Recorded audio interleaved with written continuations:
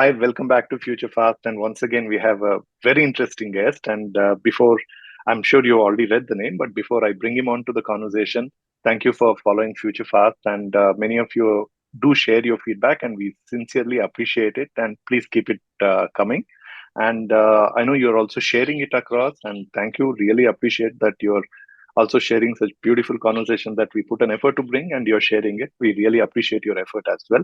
And for those who are not subscribed to Future Fast, please do it right now. And with that, we have Ashish Tripathi, and he's the founder and chairman of Epigeneres Biotech, and he's also the CEO of Tzar Labs. Ashish, thank you so much for making time to be here with us. Welcome to Future Fast. Thank you, Nanju. Such a pleasure to be here.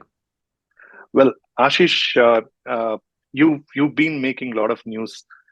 Before we get to that, can you please share your journey? You started off in finance, and last place somebody expects a founder, chairman of Epigeneres Biotech to come with that kind of a background. So, can you please share your journey with our audience and listeners? So, Nanju, look, I come from an investment banking background. If I started my career with Deutsche Bank. I worked in the US, UK, and Australia for a very long time, and came back to India. And I was with the vendors, then I was with Ernst& Young, and then I was the national TMT head at Edelweiss.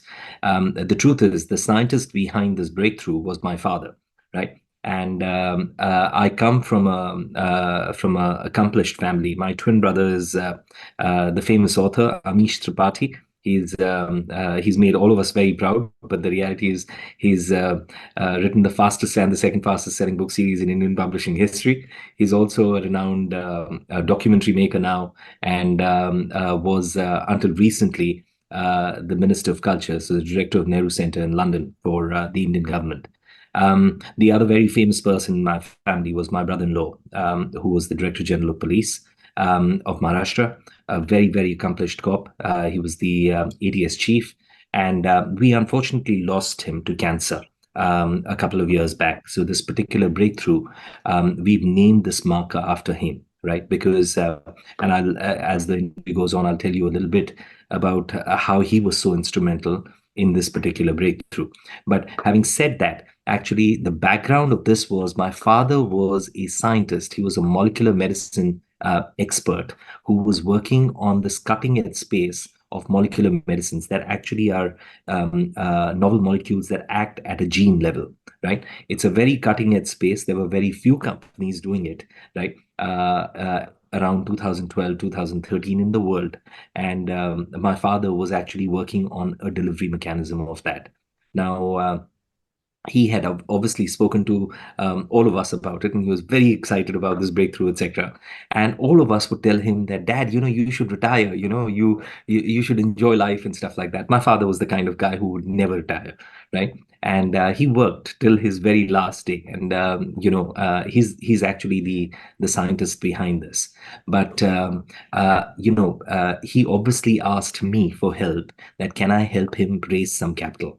Now, the challenge was that every time I would speak to investors in the US, they would tell me this is so cutting edge, right? But when I would speak to the private equity firms here, everyone would just turn around and go, look, we don't really understand what he's doing, right?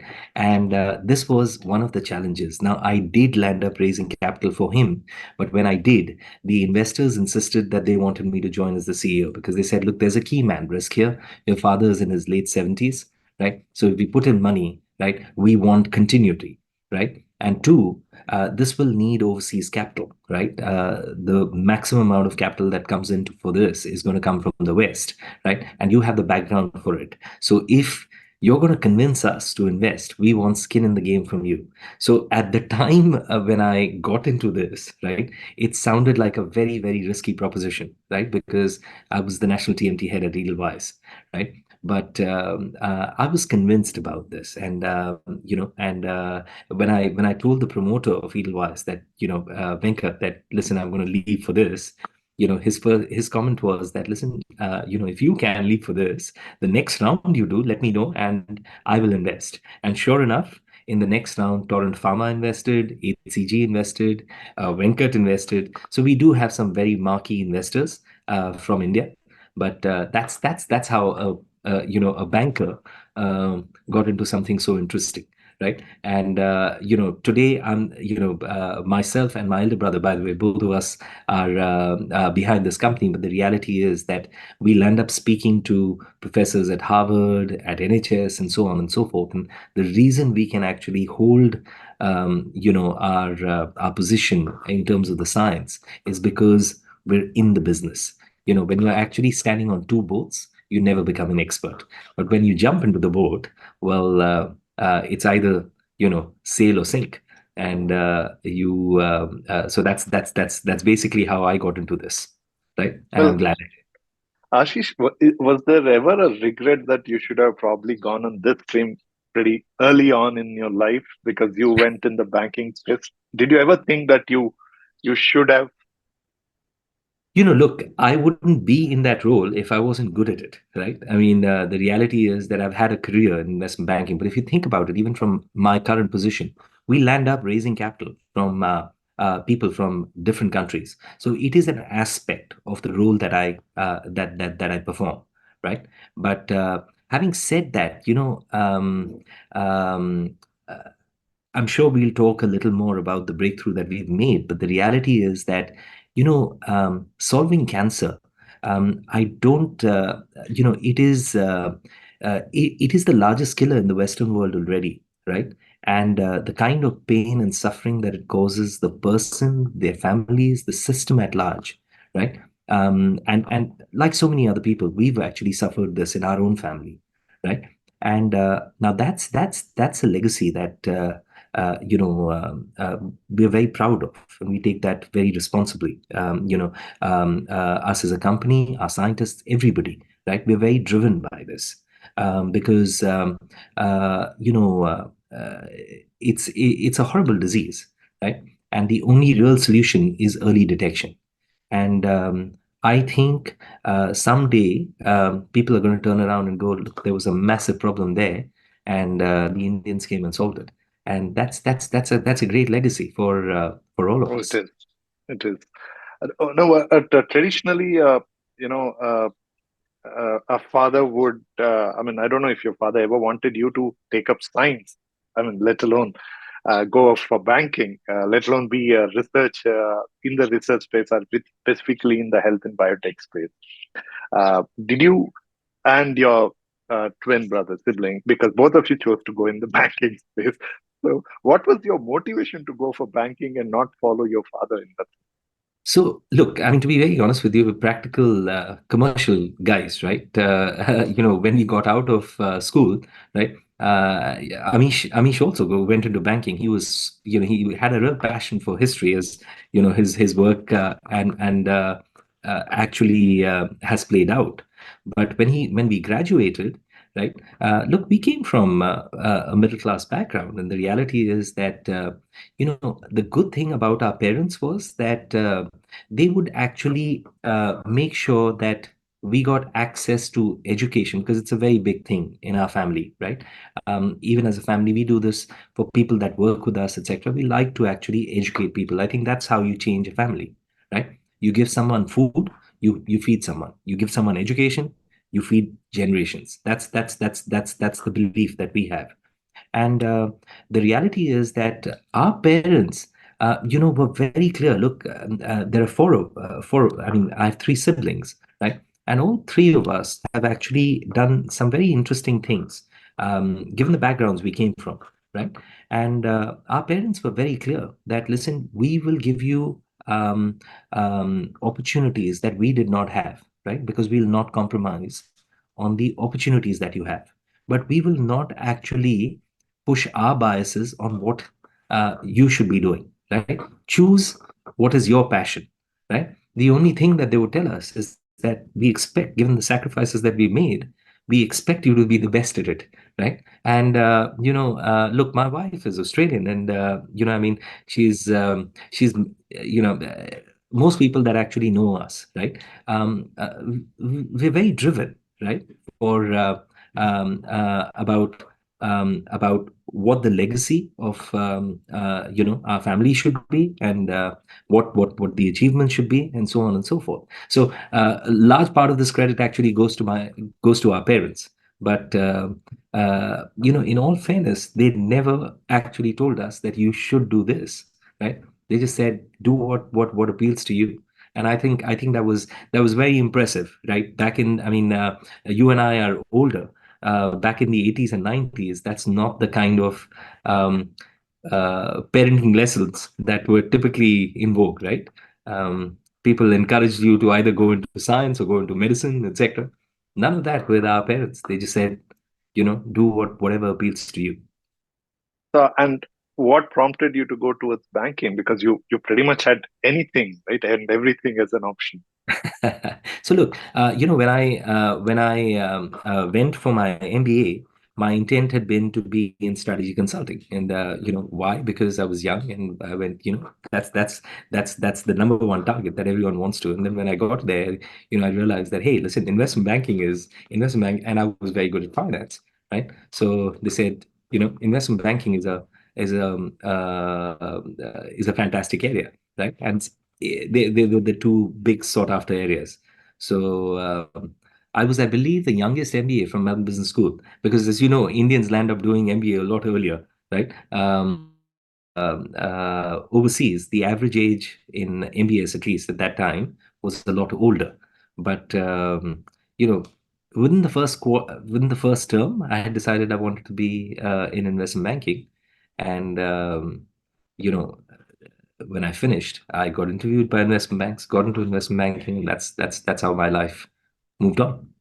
And also, I investment was in banking M&A is advisory. Within investment banking is also a very big field. and I was in and this merger place gives banking. you so much of sense of power, right? Because you pretty much determine the lives of people who build companies. At least some people tend to think. I mean, there can be a. I mean, this is a question I actually asked the doctors, the surgeons, the God syndrome. But I also see some of the M&A and investment bankers seem to have that kind of a God syndrome. Did you feel yourself in that borderline sometime? I remember when I was working in Deutsche Bank, at that time, there was a very big merger happening with BT and Deutsche, right?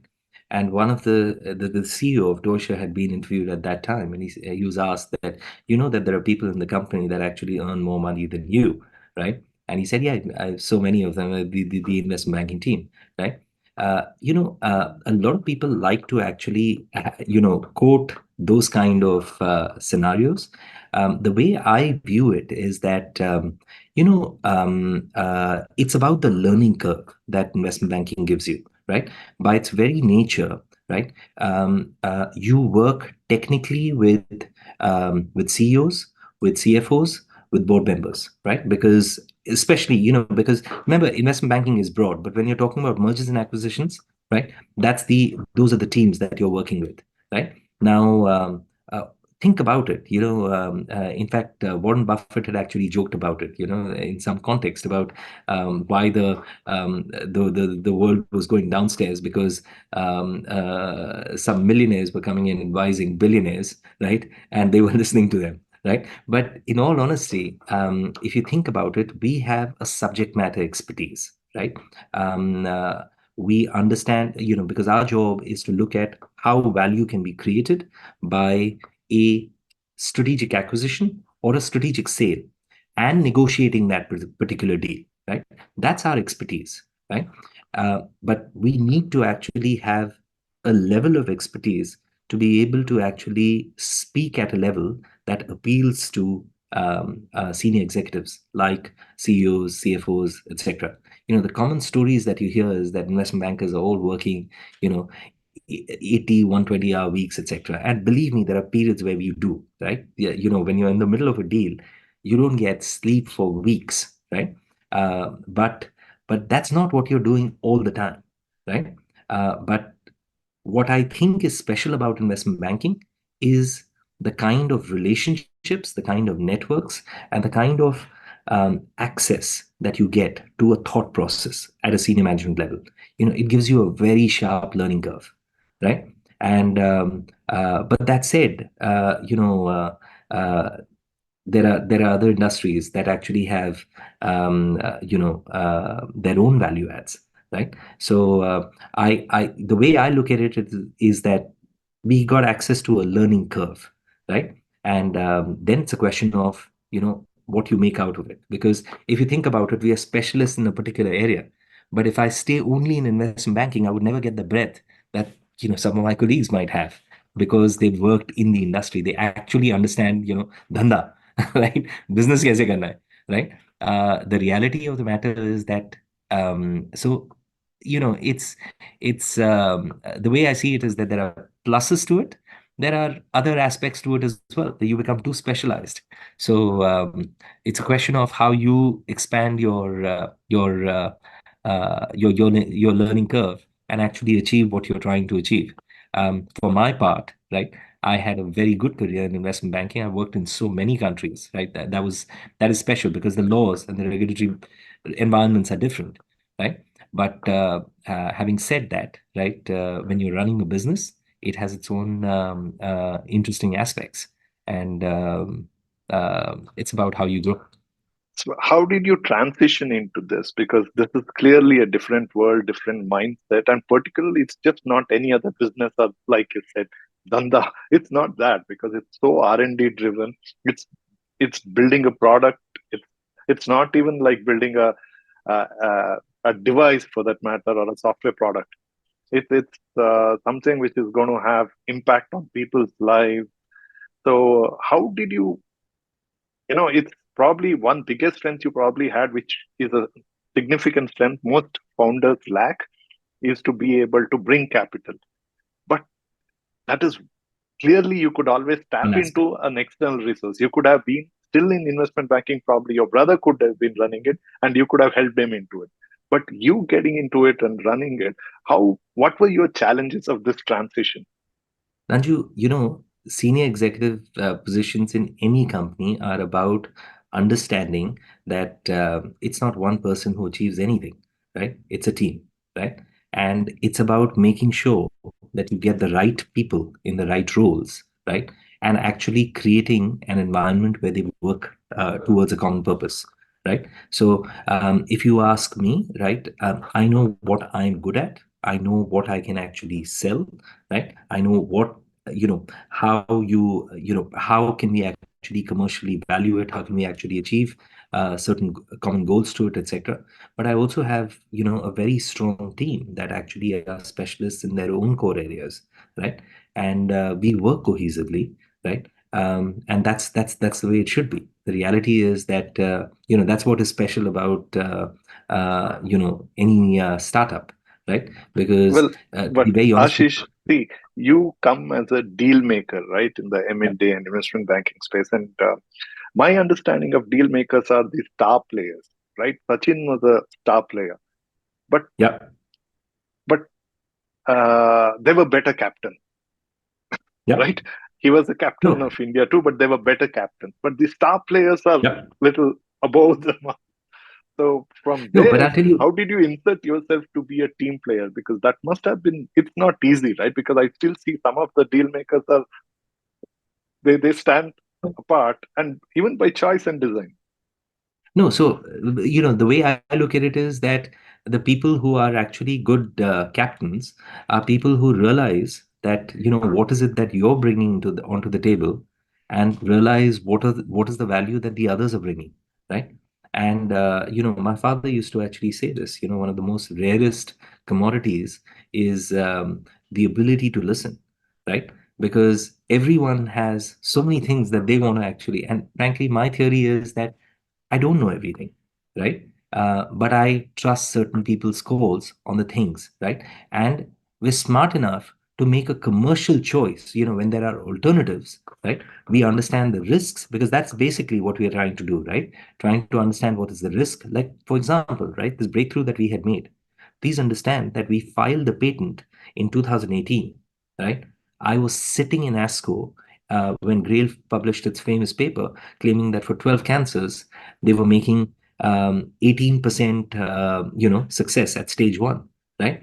You can understand from my perspective that you would be desperate to actually, hey, if I just go and tell this guy, maybe I'll get bought out and then we'll be in a good position, right? But then you make a commercial call that, listen, you are a much better technology. They are looking at the wrong end of the puzzle, right?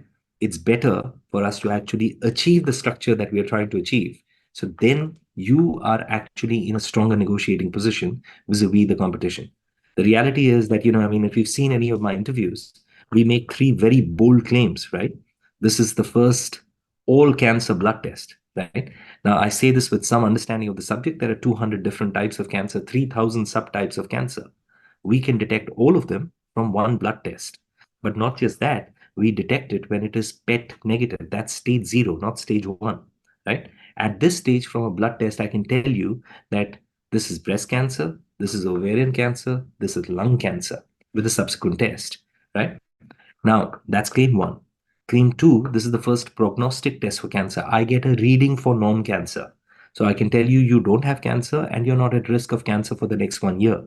Why? Because we realize that there's a pace of growth of these markers. And if you're in a safe zone, even the fastest one is not going from here to a tumor stage in 1 year, right?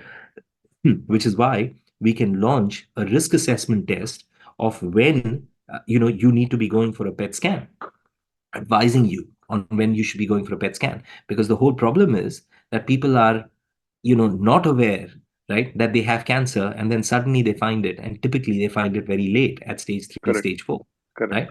And Well, claim I, three. I, I really want to dig more on that. Yeah, But just before we get to that, sure, sure. I gather from your reference that probably your father was your first coach in that sense, getting Yep. you to probably making your transition easy. But uh, who are the other people who are influenced, who have influenced you in becoming the person that you are, in your perspective?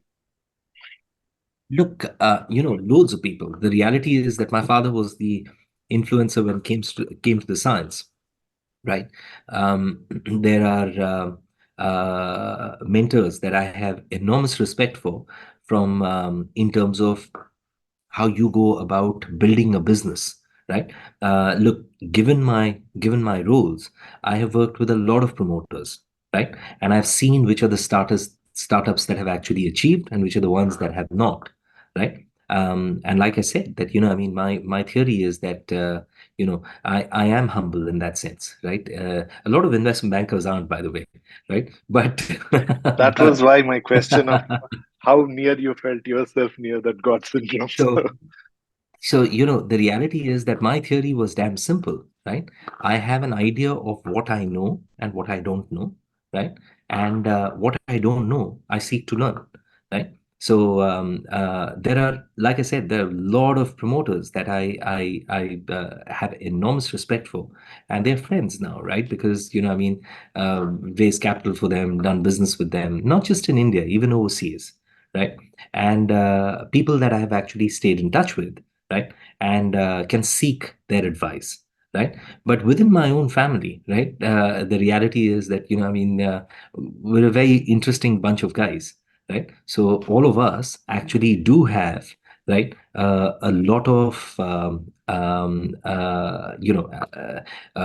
my twin brother, I'm extremely close to him. My elder brother, who now, by the way, works with the firm, right? So he was actually a partner at Grant Thornton, and he was a director, at KPMG.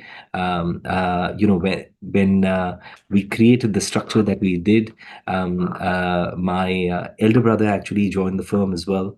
Even on my board, right? I've got Krishnan, who's actually the promoter of Just Dial. Very sharp, very interesting guy. And for someone to have built, the kind of company that he has, right? He has a lot of learnings that he's actually able to impart. I have access to Hari Bhakti, Mr. Shalish Hari Bhakti, who's again on my board, right?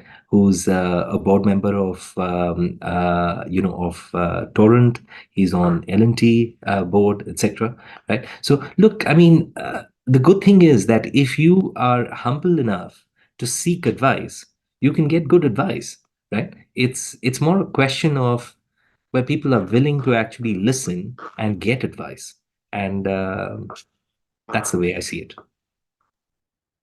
Ashish, before we close, I would like to ask people what are the books, podcasts that you follow and would like to recommend to our listeners and audience? And also, I'm curious, what is the book you're currently reading as well, or listening to? So look, the one book that I recommend big time is read all of my brother's books, right? My brother and sister's books, right? I mean, they're very, very interesting, right? Because they Sister's give. book you mentioned? So, look, the Immortals, the Shiva trilogy and the Ramchandra series, right, is what Amish has written. But it's very interesting. My brother and my sister are writing a book series, which I'm very, very fond of right now, on the tenets of Hinduism, right? And the first book was on dharma. The second one is on Murti Puja. The third one's going to be on karma, and so on and so forth, Oh, right? Because that's your sister's co-author in that?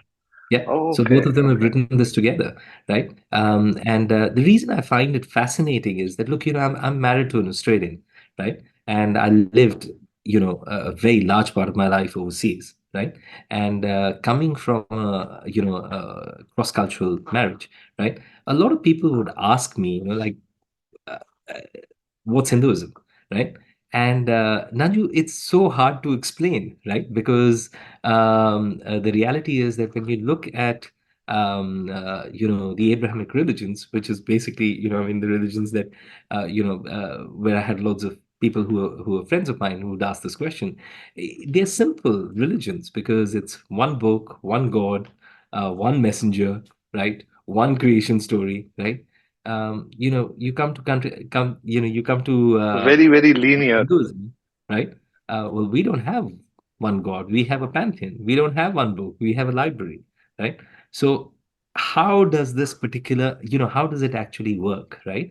Now, the reality is that um, given my family background, look, our family comes from Benares, you have the knowledge, but how do you actually explain it, right? Was complex, right? And that's something that I genuinely respect about my brother and my sister because they're explaining it so simply, right? And in a way that all of us can understand, right? Because it's not scripture heavy. It's explaining the concept. So I love that, right? But as far as books are concerned, look, I mean, by the way, Ray Kurzweil just joined on my advisory board, right? I'm a huge fan of Ray Kurzweil, right? I mean, if you just look at the man's CV, he's been written as Edison's true heir, right? He's been written up by the U.S. Patent Office as in the Hall of Fame, right? Well, Started Singularity University, is the principal researcher and the AI visionary for Google, Google. right? So, and you should read his books because if you want to get a feel for where the world is headed, right? It is just it's fascinating the kind of data and the kind of information the man can give, and I'm very proud of the fact that he's just accepted to come on to our advisory board. Well, thank you so much. Any podcast that you also Podcasts, to be recommend or very honest follow? with you, because given the amount I land up traveling, etc., I land up listening to TED Talks a lot, right? But there are political podcasts that I land up watching a lot because it's an area of interest, right? On geopolitics and so on and so forth, right? But that's typically what I land up listening to because it's my relaxing time. But I love TED Talks, right? Because it's the art of actually making a message in such a small window, right? That uh, you always land up listening to something that you weren't expecting, right? And that's why I And like those hopefully, very soon we'll see you in one of those TED Talks. I think what you have are you doing should be there in that kind of a podium as well. Thank you. Well, Thank you. Ashish, thank you so much. You uh, captured your journey in such a nice capsule and very encouraging. I'm sure all our audience and listeners appreciate it. And please do go ahead, share it, and do come back soon because we're going to dive deeper into the conversation of what is it doing, why is it doing, and how is it going to impact, and most importantly, what will it mean for India and the rest of the population because cancer is the third largest or top three largest killer, first to three, depending on where you live in. But That's what we're going to talk about. So come back soon and enjoy the ride. Ashish, once again, thank you so much for being part of Future Fast. Thank you.